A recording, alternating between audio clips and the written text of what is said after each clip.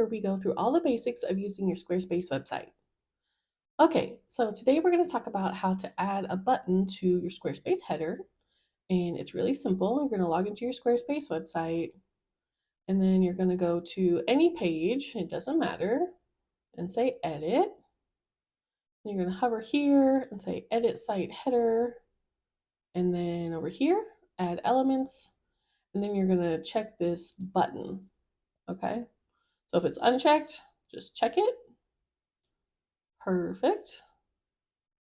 Okay, and then over here, our button has popped up. So we're going to click it and click the pencil icon.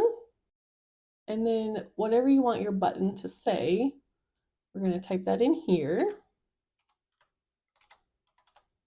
I want mine to say gallery. And then it's pre-populated with a link because it's a button, right? So it needs to go somewhere. So it's currently linking to a contact page, which is already on my website, but I don't want that. I want it to go to my gallery page.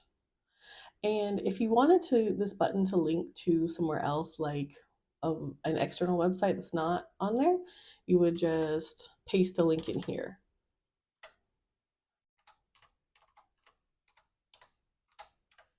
Something like that. And then see, that would show up here. But for me, I don't want that. I want this one. Okay, so it's linked. Then you're gonna come over here to design. And so we've got our button styles here. I like this one. So you can see how it looks up here. And just something to note, guys, if you click this edit button styles button, it will take you into a menu to obviously edit your button styles, but that's going to change whatever type of button that you choose. It's going to change that style across your entire website.